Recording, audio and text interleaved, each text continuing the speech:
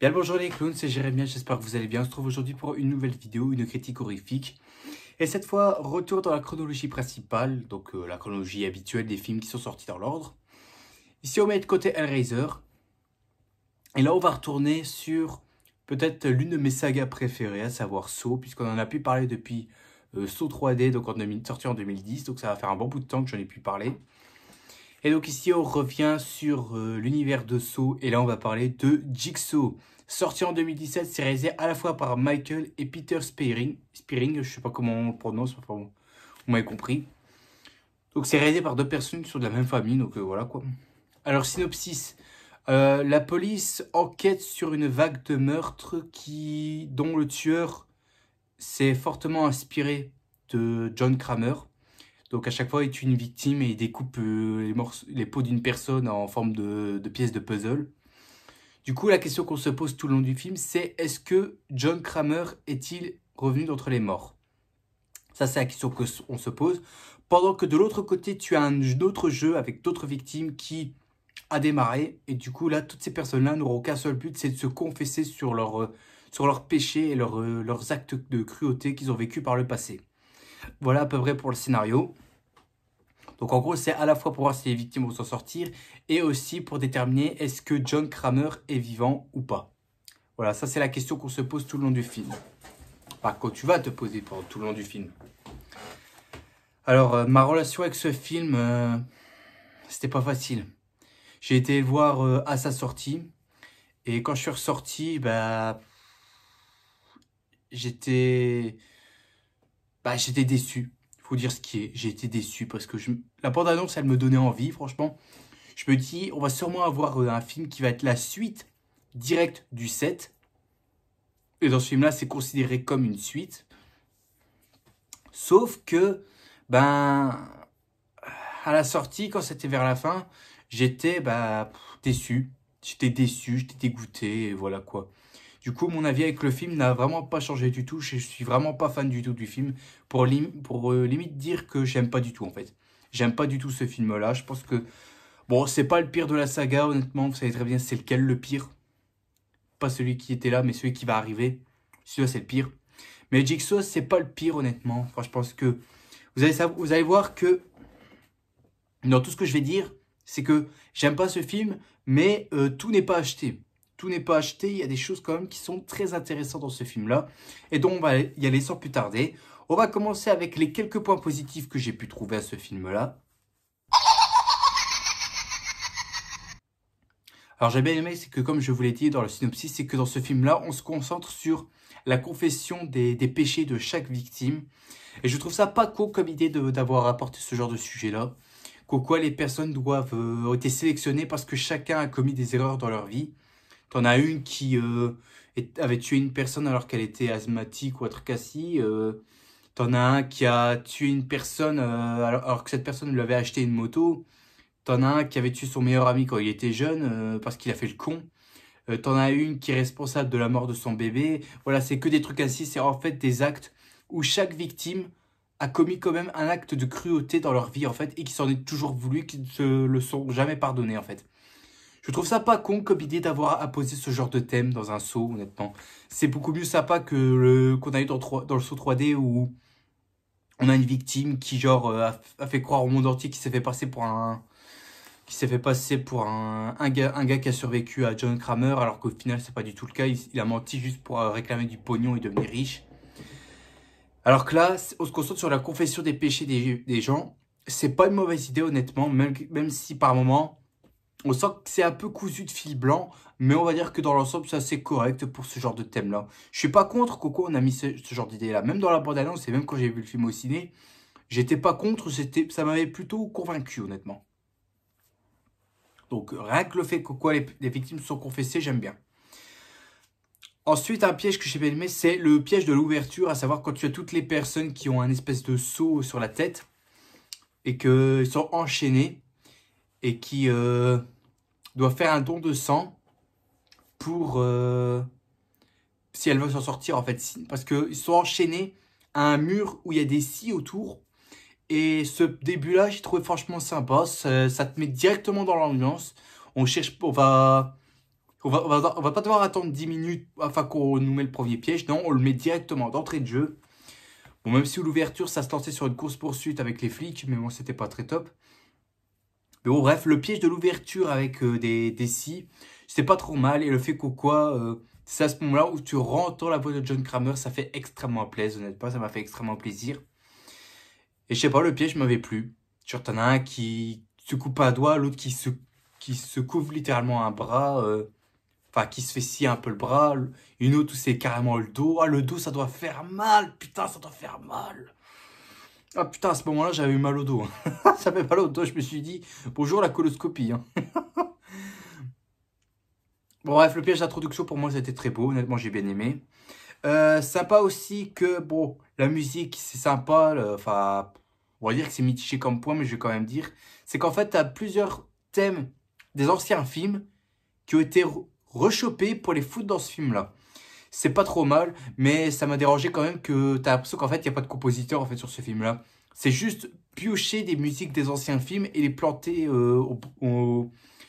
à la bonne séquence qui convient en fait. Donc en gros, il n'y a pas réellement de... Il n'y a pas vraiment de recherche au niveau de la musique en fait. Il n'y a pas vraiment de... Enfin, on remet un peu le thème, mais tu l'entends très peu. Limite, tu l'entends même pas en fait. En fait, c'est ça, en fait, limite, le thème saut, tu l'entends même pas en fait. À part un peu à la fin où c'est un espèce de remix, mais bon, c'est sympa, mais c'est pas le vrai thème. En fait, chaque film Saw, ça se termine par le thème principal de Saw.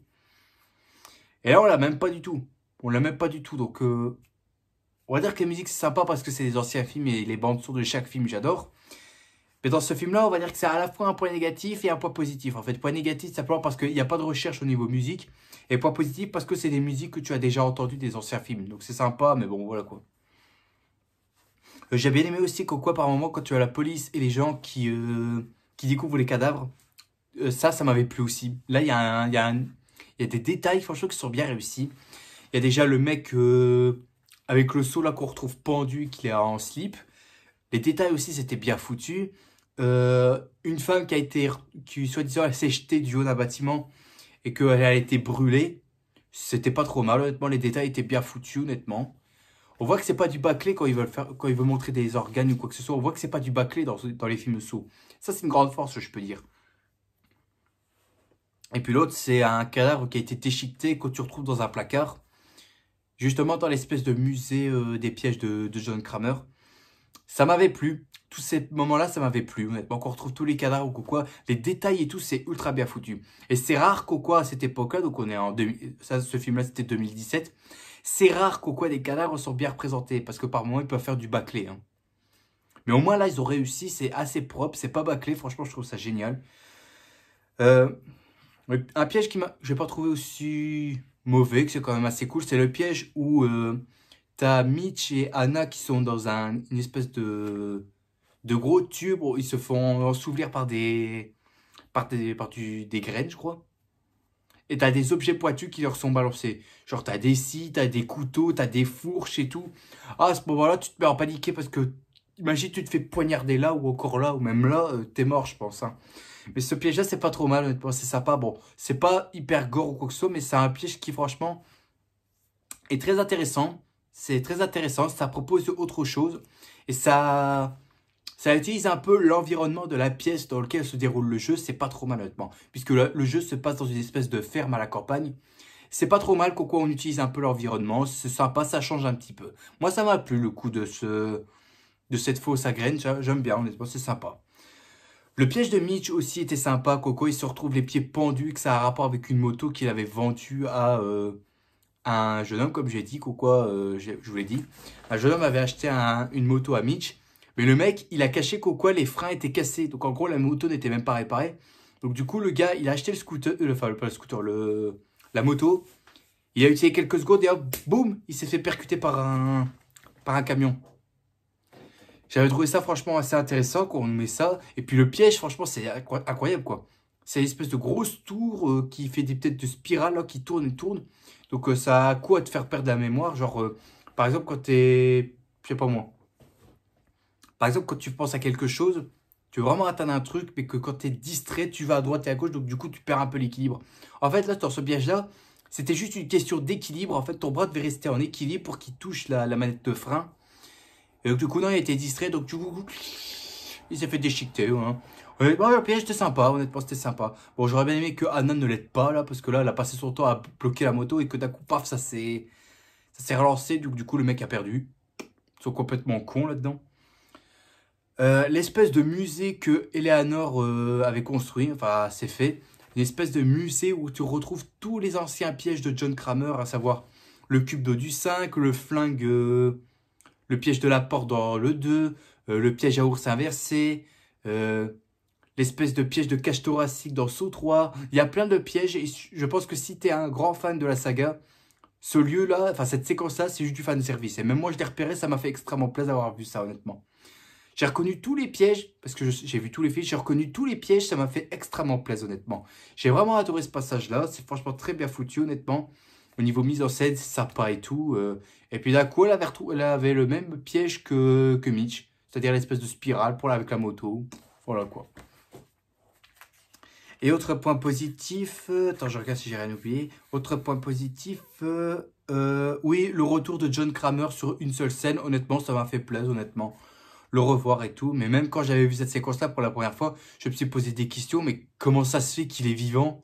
Au départ, je pensais que ça allait être Lawrence Gordon. Et au final, non, mais John Kramer, je me suis dit, quoi? Mais comment il s'en est sorti? Comment c'est possible? Comment il a fait pour survivre? Parce qu'on l'a bien vu dans le 3, on lui a tranché la gorge et il est mort. Hein.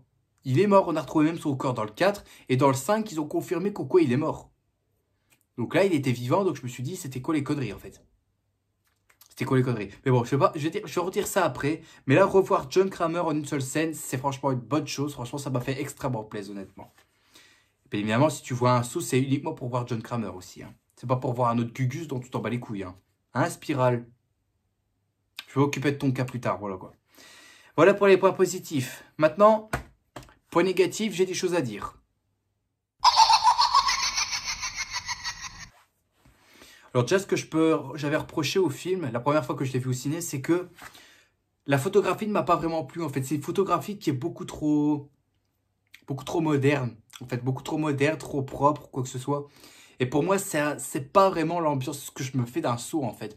Dans les autres films, on avait une ambiance plus crade, plus sombre, froid. Ça, c'est ce qui fait la patte. Ça fait la patte. Comment j'avais appelé ça? C'est la patte classique de Saw, en fait. C'est ce qui fait tout son charme, en fait. La photographie, comme on a eu dans les 7 premiers films, c'est ce qui fait le charme de la saga Saw, en fait. Parce que si tu mets une ambiance avec une photographie moderne, pour moi, j'appelle pas ça un saut, en fait. J'appelle pas ça un saut, en fait. J'appelle ça juste un ersatz de Fast and Furious ou un truc comme ça. Enfin, je sais pas si tu me comprends, hein, mais bon. La photographie, j'aime pas du tout, en fait. Je préfère le côté sombre, froid et glauque qu'on avait eu dans anciens films et que là, on le retrouve pas, malheureusement.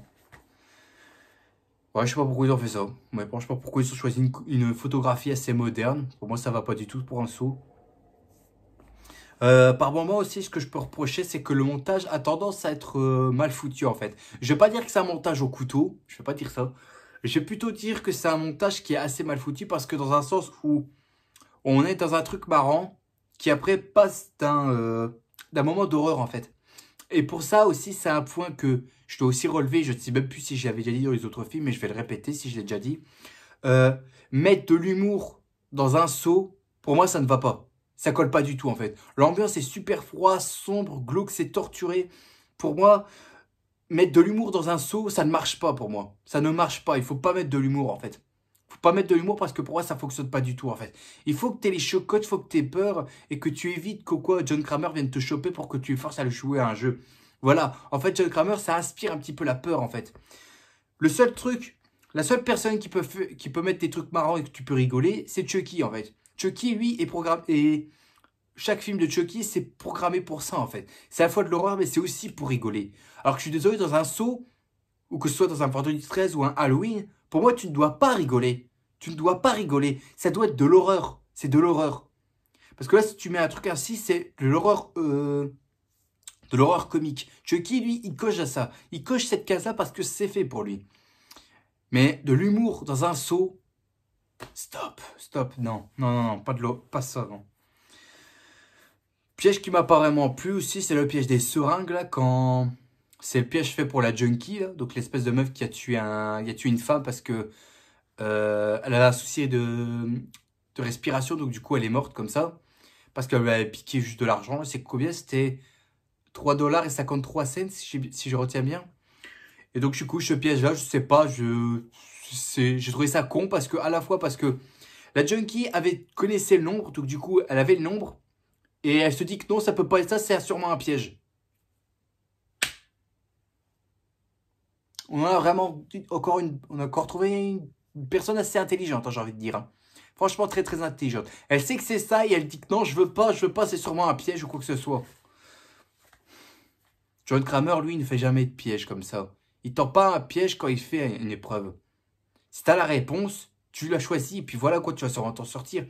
Et non, la junkie ici, elle est relou, elle est complètement conne, elle passe son temps à hurler et à chialer. Elle m'a cassé les couilles, franchement. Elle m'a cassé les couilles, ça m'a énervé. Bon, après, la façon dont elle meurt avec les yeux en sang et tout, et que sa peau commence à faire ça ou quoi que ce soit, c'était pas trop mal, honnêtement. Après, elle se allonge et là, le cadavre et tout, avec la grosse dose de sang qui sort, c'est franchement sympa, donc voilà quoi. D'ailleurs, en parlant de cadavre, j'ai l'impression qu'en fait, le film nous prend vraiment pour un con, en fait. Parce qu'en fait, le film t'explique qu'en gros, enfin, on t'explique pas, on t'apprend à la fin qu'en fait, les victimes qu'il y a là-dedans, dans le jeu, c'est en fait un flashback, en fait. C'est même pas les victimes qui se font torturer à l'instant même où les flics enquêtent. Et donc, du coup, c'est assez mal foutu parce que à chaque fois qu'ils trouvent les cadavres, tu vois direct que c'est même pas les mêmes victimes comme ce qu'on voit, en fait. C'est même pas les victimes, en fait, c'est même pas leurs cadavres. En fait, t'as l'impression que c'est d'autres personnes, en fait. Et donc, du coup, à ce moment-là, quand je l'ai revu, puisque je l'ai imploré, je l'ai revu. Et c'est franchement, mais immonde quoi. Je me suis dit, c'est un piège, c'était un piège, mais j'ai vu l'arnaque en fait. J'ai vu l'arnaque ou quoi, c'était pas ça, c'était pas eux en fait, c'est d'autres personnes. Donc, c'est foiré, c'est foiré. Ton effet de surprise, c'était foiré en fait. En 2017, ok, j'étais choqué, mais j'ai revu ça maintenant, j'ai revu chaque détail et je me suis dit, t'as foiré ton coup, mec. Voilà, c'est tout ce que j'ai à dire. Parlons des deux flics là, donc il y a le black là, je sais plus le nom, et le blanc c'est Aloran. Ces deux flics là, j'ai l'impression que c'est des ersatz de David Tapp et de Steven Singh en fait. T'as l'impression qu'en fait c'est les ersatz des flics du premier film en fait. Et donc du coup, bah t'as l'impression qu'ils s'investissent pas vraiment dans leur enquête en fait. T'as l'impression qu'ils s'en battent les couilles. Ils font ce métier là, mais ils le font chier. Là, c'est comme ça. Je suis obligé de travailler, mais c'est pour la prime. Hein. Je travaille avec des noirs, bah c'est obligé. Voilà, t'as l'impression qu'en fait c'est ça en fait. C'est exactement ça en fait. Donc du coup les flics, t'as l'impression qu'ils sont pas investis à 100%. Dans les limites, ils s'en battent les couilles. Limite ils s'en battent les couilles les flics, j'ai l'impression. Ils s'en battent littéralement les couilles, donc du coup, qu'est-ce que tu veux que je fasse? Des flics qui sont pas investis là-dedans, je suis désolé, ça va pas quoi. À la rigueur, les flics dans... je sais plus si dans les flics de Saut 3D... Bon, à la rigueur, ça sortait assez bien. Mais là, non, s'il te plaît, quoi. Les flics, t'en ont rien à foutre, là. J'ai l'impression ils surjouent par moment. Ils surjouent par moment, c'est chiant, quoi. D'ailleurs, parlons-en aussi de Logan. Logan, qui franchement n'est pas un personnage que je trouve franchement intéressant. C'est juste un mec qui est assez déprimé parce qu'il a perdu sa femme. Il a été à la guerre et donc du coup, il a traversé des épreuves assez douloureuses. Il est jamais presque là pour s'occuper de sa fille. Voilà quoi, c'est pas un personnage franchement très intéressant, honnêtement. Limite, je m'en fous en fait. Et je me dis pourquoi est-ce qu'on s'intéresse à lui en fait? Pourquoi est-ce qu'on s'intéresse à lui? Il y a juste la révélation finale qui dit tout en fait. Et puis pareil pour Eleanor. Alors l'actrice, elle est canon certes, mais c'est pas le genre de personnage et elle est vraiment fan de John Kramer en fait. C'est pas vraiment le genre de personnage qui aime Tixou en fait. Elle a beau avoir un musée, ok, mais la meuf elle a peur de tout en fait. J'ai l'impression qu'en fait, normalement quand t'es fan de John Kramer, c'est-à-dire que t'as peur de rien en fait. Même s'il est encore vivant, même s'il te chope pour te faire participer à un jeu, t'es pas censé avoir peur. Là, la meuf, elle a peur de rien. La preuve, à la fin, elle paniquait à mort quand elle et Logan allaient à la ferme, là où se déroulait le jeu. Bah, la meuf, elle s'en fout, en fait. Elle a peur de tout, elle est en panique. Puis à un moment, à la fin, elle se met à courir dans les bois et elle s'arrête devant une voiture et là, elle prend un air du style étonné. Et on saura jamais, en fait. On saura jamais qui était dans cette bagnole et qu'elle était en train de regarder, dont elle était étonnée. On ne le saura jamais. Donc le personnage sert à rien, honnêtement. Logan et Eleanor, ils servent à rien, honnêtement. Quoique, le personnage de Logan, enfin Logan, l'acteur qui joue Logan, je l'avais déjà vu quelque part, mais je ne sais plus, je saurais plus vous dire où. Par contre, Eleanor, je la connais pas non plus l'actrice, mais en tout cas, bien canon. Hein. Elle est bien canon, je l'avoue.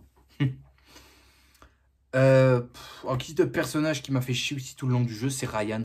Ryan, alors lui, c'était la grande gueule qui me faisait chier, honnêtement. C'est le mec qui se la pétait et tout, qui n'écoute personne et tout ça. Et ça, c'est cliché dans tous les films sauts. T'as tout le temps un personnage comme ça, en fait. Un mec qui se croit, qui se la joue dur ou quoi que ce soit, qui joue le connard de service, ça me fait chier, honnêtement. Il agissait comme un grand con et moi, j'en avais marre. Il me cassait les couilles, Ryan, franchement. Il me cassait les couilles, Ryan, honnêtement. Moi, j'avais aimé ce personnage dans ce film-là, franchement.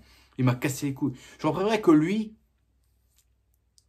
il crève dès le début et qu'on n'entend plus parler. Au départ, je voulais que ce soit lui. Voilà.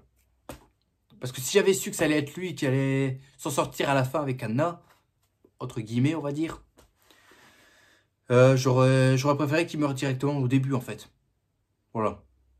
Je sais pas ce que vous en pensez, hein, mais je dis ça comme ça. Hein. Un gros problème où je me suis dit, ils sont cons aussi, comme j'avais dit, ils sont cons. À un moment, quand Ryan s'est bloqué la jambe dans l'espèce de planche, de l'autre côté, Mitch avait vu qu'au quoi il y avait un magnéto. Et le mec utilise un râteau pour récupérer le magnéto. Alors que la planche est là, le magnéto est là. Là, à peu près. Le mec, il prend un râteau, il dit que c'est mieux. T'as pas essayé de le choper avec le bras, c'est mieux. Non, il a peur de toucher le câble, donc du coup, il s'est dit, je vais utiliser le râteau, c'est mieux. Mais non, il n'utilise pas les bras, il n'utilise pas son bras, alors que bah, le magnéto était pas assez lent, enfin loin quand même. Il était assez proche même. Je sais pas, je trouvais ça con. Je trouvais ça con. Il le chope avec un râteau et pas avec sa main. Voilà quoi. Aussi, gros problème que franchement, il y a des trous il y a des trous dans ce film-là que je trouve franchement incompréhensibles. Alors, on a toutes les personnes dans la police ici qui enquêtent sur le possible retour de John Kramer. Mais, comment dire? Genre, t'as un mec qui le dit direct au quoi Kramer est mort depuis 10 ans. Donc, le film Jigsaw se passe 10 ans après Saw 3D, en fait. Ça veut dire que là, on n'a plus d'épreuves comme ça, on n'a plus Joe, on n'a plus d'héritier de Jigsaw, on n'a plus rien eu, en fait. En 10 ans, il n'y a plus rien eu, en fait.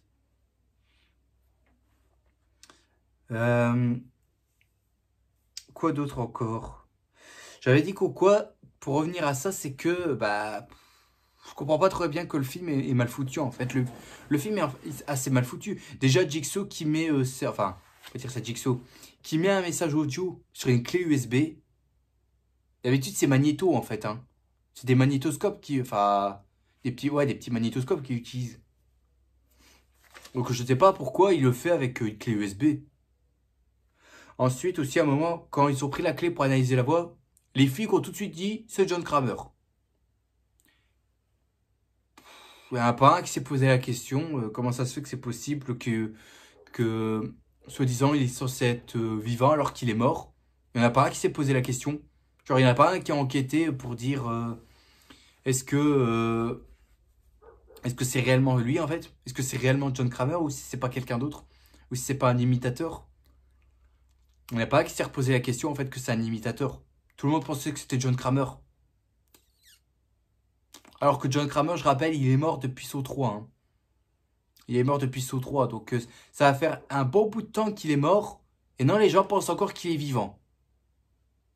C'est incompréhensible, je trouve. Et puis, comme si ça suffisait pas, à la fin, qu'est-ce qu'ils décident de faire pour apaiser la peur? Ils vont déterrer la tombe de John Kramer. Juste pour prouver qu'il est bel et bien mort. Et quand ils ouvrent le cercueil, c'est le corps de quelqu'un d'autre, c'est même pas lui. Et là aussi, à ce moment-là, je me posais la question que où est le corps de John, en fait? Où est-ce qu'il est? Où est-ce qu'il est, en fait? Où est le corps de John Kramer? J'ai pas compris à ce moment-là. Je me suis dit, qu'est-ce que c'est que ça, en fait? Qu'est-ce que c'est que ça? Qu'est-ce qu'ils ont foutu du corps de Jigsaw, en fait? Qu'est-ce qu'ils ont foutu? C'est n'importe quoi, honnêtement. C'est n'importe quoi. Aussi, on a le piège des lasers, donc le tout dernier piège à la fin, donc le piège des lasers, donc le collier avec des lasers. Ça aussi, c'est pourrave. On sort complètement du style piège à mécanique que John Kramer aimait bien construire. Là, on part sur une truc technologie du 23e siècle, je vais exagérer. Pourquoi? Pourquoi, en fait? Pourquoi un piège avec un collier et des lasers? Je vois pas l'intérêt, en fait. On sort complètement des pièges mécaniques qu'on avait l'habitude de connaître avec les autres films. Là, c'est avec des lasers. Je vois pas pourquoi. Je vois pas pourquoi. Ça n'a aucun sens, franchement, ça n'a aucun sens. Et pour terminer, la fin, que franchement, c'est ça qui m'avait le plus déçu quand je suis sorti du film. C'est qu'en fait, on t'explique que Logan, c'était un disciple de John Kramer. Et c'était un disciple, mais depuis un bon bout de temps, en fait. Ah bon? Pourtant, dans les autres films, tu nous as même pas parlé une seule fois, en fait. Il apparaît pas, on n'en parle pas une seule fois. Donc, en gros, c'est un personnage qui sort par le trou de nez des réalisateurs, hein, pour ma part. Hein. Donc, Logan, c'est pas un personnage que... Je considère vraiment pas ce personnage comme un disciple de John Kramer, honnêtement. Je ne sais pas qu'est-ce qu'il fout là, honnêtement. Je comprends pas son objectif et tout. Enfin, si son objectif, je sais ce que c'est, en fait. C'est qu'en fait, il se sert de ce qu'il a appris de John Kramer pour venger la mort de sa femme, qui est responsable en partie à cause d'un policier. Là, j'ai l'impression qu'en fait, le mec n'a pas du tout compris c'était quoi, en fait. Parce que là, il a l'impression il utilise ces tactiques que John Kramer lui a appris pour des affaires personnelles, en fait. Alors que si tu regardes bien, dans tous les autres films, que ce soit John Kramer ou Amanda ou Hoffman, par moi, ils obéissaient à la volonté de John parce que John, il ne visait pas les personnes personnelles, en fait. Il vise des personnes si elles ont, pour savoir si elles ont ce qu'il faut pour survivre, en fait. Donc, je comprends pas, en fait, pourquoi le mec ici, il utilise cette tactique juste pour une vendetta personnelle, en fait. Ça n'a aucun sens, franchement. Ça n'a aucun sens. C'est comme si Chucky aimait bien tuer uniquement sa famille et pas les autres personnes. Mais quoi? Mais quoi? Ça n'a aucun sens. Donc, honnêtement, je me pose vraiment la question. Pourquoi avoir créé un personnage pareil? Si c'est pour utiliser les tactiques de Jigsaw juste pour une vendetta personnelle, ça n'a aucun sens, honnêtement. Ça n'a aucun putain de sens. Ah, ça m'énerve, ah, ça m'énerve. Non mais, sérieux, comment vous faites vos comptes là? Comment vous faites vos comptes avec des trucs pareils, franchement? C'est quoi ces idées à la con, franchement? Putain, en voyant ça, moi je dis c'est pas un vrai disciple de Jigsaw en fait. C'est juste un mec qui s'est servi de lui juste pour faire une vendetta personnelle, c'est tout quoi. Et c'est pas un disciple de John Kramer à mes yeux. Hein. Puis les victimes aussi, que c'est des flashbacks, comme je vous l'ai dit, c'est pas réellement eux qui sont morts réellement dans le film, c'est juste un passé lointain, donc voilà quoi. Ça me saoule. Et puis aussi pour terminer, c'est le meurtre du flic par les lasers. Et c'est raté, c'est full CGI et pff, ça me saoule. Et d'ailleurs, il me fait penser au monstre... bon, jugez pas, je connais pas. Hein. Le monstre, tu sais que quand il y a une bouche assise, ça se trouve comme ça. Dans Stranger Things, là. Ce monstre-là, je sais pas si vous savez de quoi je parle. Je sais pas, il y a un air de ressemblance avec ce monstre-là. Mais c'est franchement mal foutu, hein. C'est CGI, ça a mal vieilli, c'est dégueulasse, voilà quoi, c'est dégueulasse. Bref, on va conclure ça. Alors Jigsaw, pour moi, c'est quand même un des pires films de la saga à mes yeux. Malgré que pour moi, celui que j'avais mis dernier pour l'instant, c'est le 5. Parce que le 5, je l'avais trouvé chiant, il n'y avait rien du tout. Alors que là, on va dire que Jigsaw, si je le comparais au 5, je dirais qu'il est un peu mieux en fait. Il est un peu mieux, malgré qu'il y a quand même des choses qui me perturbent, quoi la photographie est moche, le soi-disant Logan qui est le disciple de John, enfin voilà quoi. Il y a plusieurs choses qui m'ont dérangé, ça m'a perturbé franchement. Mais personnellement, je préfère Jigsaw à Saw 5, donc ça voilà quoi. Malgré que Jigsaw, pour moi, c'est foiré quoi. J'aurais préféré que Saw 10 se fasse appeler Jigsaw à la rigueur. Mais là, ce Jigsaw, je vois pas le lien avec John Kramer en fait. Moi, je vois pas le lien, j'ai l'impression d'avoir perdu mon temps en fait. Hein. Et pourtant, j'ai acheté le steelbook, hein, le steelbook que je l'ai. Bon, j'ai pas envie de vous montrer, mais le steelbook, très très beau, honnêtement. C'est très beau, honnêtement. Mais ouais, bref, pour terminer sur le film, je dirais que ce film-là, c'est juste relou, quoi. Y a rien. Franchement, passez votre chemin, regardez autre chose, c'est mieux. Ou regardez-le si vous le souhaitez, juste par curiosité. Mais pour moi, il faut pas le coup, franchement, il vaut vraiment pas le coup. Donc, la note que je vais mettre à ce Jigsaw, ça ne fait aucun doute. 9,5 sur 20. Voilà. En fait, je me rappelle plus vraiment de combien j'avais mis Saw 5. mais je sais que c'est celui qui a la note la plus basse. Et je me suis dit, Jigsaw reste quand même intéressant, donc je me suis dit, celui-là, je vais l'accorder, je vais mettre quelques points de plus. Et donc voilà, je lui ai mis 9,5 sur 20, pour moi c'est une belle note. Donc Saw 5 reste le pire pour moi, mais pas pour longtemps, puisque quand je vais devoir parler de celui dont vous savez très bien, eh ben il va pas être dernier, il va pas rester dernier celui-là, je vous le promets. C'est l'autre là qui va finir dernier. Voilà. Donc 9 sur 20, 9,5 sur 20 pour Jigsaw, ça me suffit largement. Je trouve que c'est une belle note qui correspond bien et à l'image du film pour moi. Voilà, donc cette vidéo est terminée. J'espère que ça vous a tous plu. Si c'est le cas, mettez un gros like qui me ferait extrêmement plaisir et qui me motiverait bien évidemment à continuer. Aussi, abonnez-vous parce qu'il y a certains qui regardent mes vidéos qui ne sont pas encore abonnés. Je vous ai à l'œil. Et on se retrouvera demain pour une prochaine vidéo. Sur ce, je vous dis à la prochaine. N'oubliez pas le grand big spot, ce qui fait plaisir. Profitez de la vie aussi, elle est extrêmement importante. Il ne faut surtout pas la gâcher, c'est moi qui vous le dis. Allez, à plus tout le monde. Salut!